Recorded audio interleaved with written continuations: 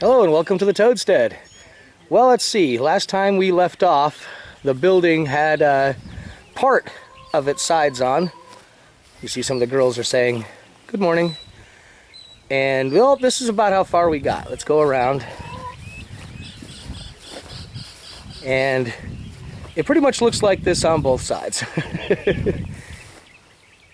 What ended up happening was because when I was ordering the metal, besides being on a huge budget, I just couldn't decide if I wanted to go 20 by 40 or 20 by 30.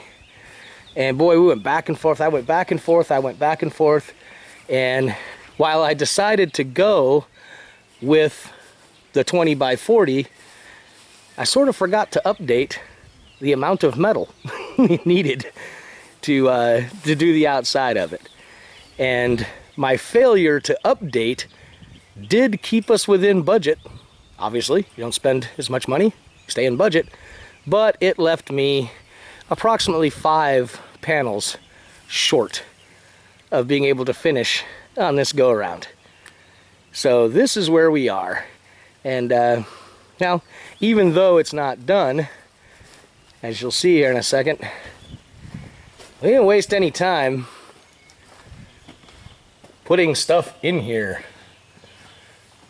You can see some beekeeping equipment in the extractor, and this is all stuff that was stored in a whole lot of other places. And I had to take the rear seat, the third seat, out of the Suburban so I could carry some more stuff. And my little lawnmower broke down. I got to work on it, and my neighbor had this zero turn, and he's only here part-time. So instead of hauling it back and forth to his main residence, he decided to leave it with me so he didn't have to haul it. And it certainly doesn't do me any harm, because that zero turn's a trip.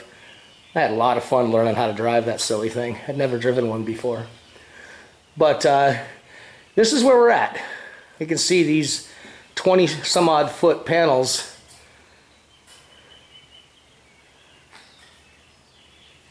And of course, you know, we're going to need one for each side to finish the back and to finish the sides, and then two of them there to finish the back.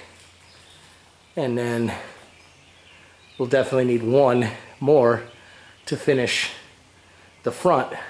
But I was able to get where the doors are going to get framed in. Excuse me, where the doors are going to go. I was able to get those framed in.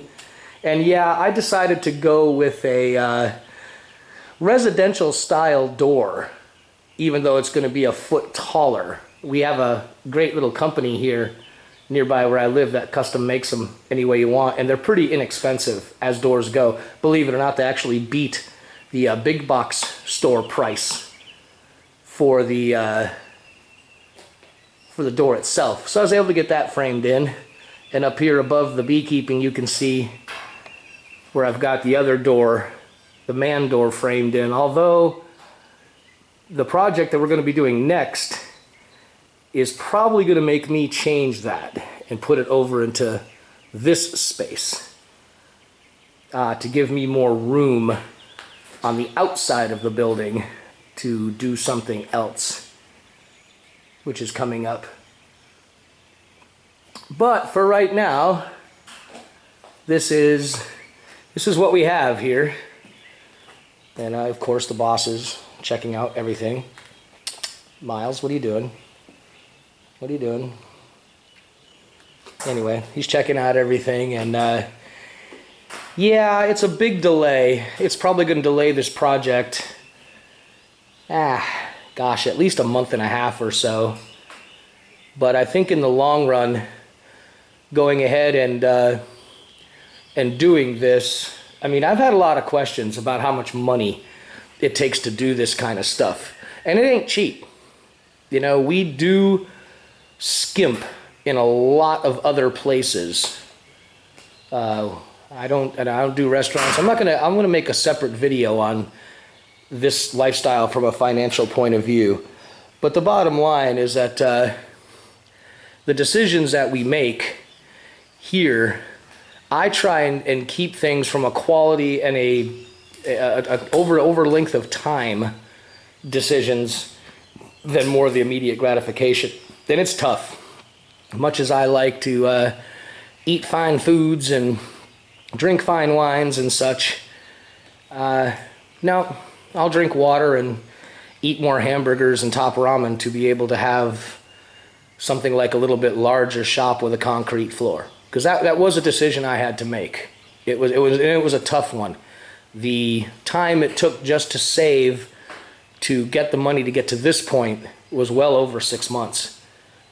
Just nickels and dimes, nickels and dimes. But I knew that in the long run, well, I still believe in the long run that I'll be a whole lot happier with a concrete floored metal workshop. So if it takes an extra 6 months, 8 months, 10 months of hard work and staying away from the good food and wine, well then so be it. That's my decision. You can make your own. But this is where we are. This is the shop update.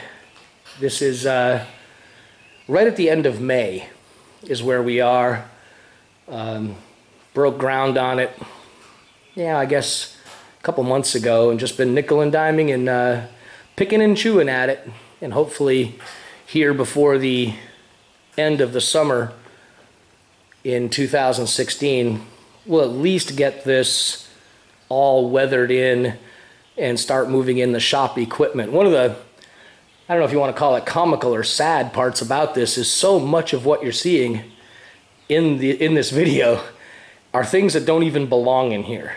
They're just in here temporarily. There is a plan for the beekeeping equipment to be elsewhere. Everything from the tools, you can see all the tools on the back wall, my lawnmower, all that stuff is gonna be somewhere else. The plan for this building is for it to be the workshop. All my woodworking tools and whatnot in here. So this place, if things go the way we want them to go, there's going to be major changes over the next 6 months. But I know I've had a lot of folks sending me messages about how the shop is doing, and this is where we're at. And when we have more improvements out here, we get some more stuff finished, we'll show you. And for those of you who are asking the questions about me actually showing people doing things instead of showing you afterwards, I'll try and put some of that in so you can see. The big thing to know is that beyond the manual labor necessary to move some of the metal, this is actually an extremely easy building to build. All right, thanks a lot for coming along for ride, putting up with the update. We'll see y'all next time around.